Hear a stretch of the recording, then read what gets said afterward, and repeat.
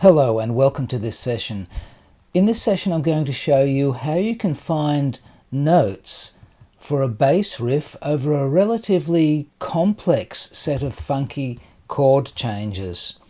So let's have a look at the chord changes that I've created. First of all, I've started with the root note E, then I've gone up a minor third to the root note G, then B flat, then D flat, then back to E. So you can see it's a cycle of minor thirds between the root notes of the chords. Now the chords I've chosen is a alternating set of dominant 7 chords and minor 7 chords. So here are the chords. The first one is E7 sharp 9. The next one is G minor 13. The third one is B flat 7 sharp 11. And the fourth one is D flat minor 7. And then back to the E 7 sharp 9 again. So that cycle just keeps on going over and over again. Now if you know a little bit about music theory, just have a think about what notes are contained in those chords and what notes would sound relatively funky.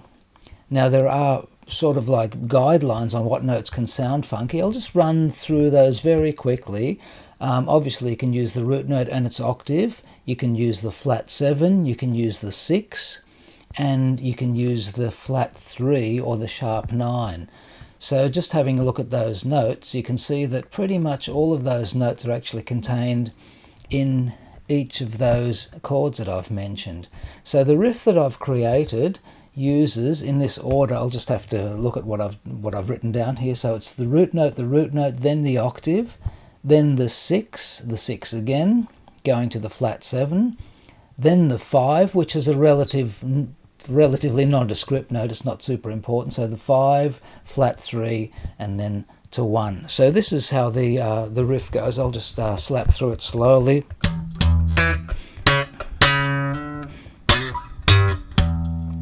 So root, octave, 6, 6 again, going to the flat 7, 5, so that was 5, flat 3, and then 1. And of course we can reverse the order of some of those notes. So instead of, say, landing on the root note here, I can also go an octave higher. Can sound quite funky indeed. And instead of going to the 6, flat 7, an octave there, I can go, so go 6 and flat 7, an octave below where I played it first. Now the same riff, as I implied, will apply to each of those chords. So it makes it the same riff or the same riff shape for each of these 4 chords, which initially seem to be relatively complex. So with a bit of musical theory knowledge and knowledge of intervals and what notes work well for funk style playing, you can actually create riffs that do work. Now before I actually play through this cycle, I just wanted to tell you something about my bass strings. These strings have been on this bass now for 2 years and they have not been renewed.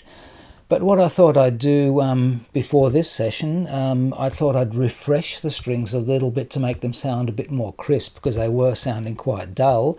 Now, to find out how to do that, just go to one of my websites. That's called slapbasslessons.com, and there's a video on there that will show you how you can refresh your strings to make them sound more crisp and bright without taking them off the bass at all, without any cleaning of the strings as such. So just check that out as well.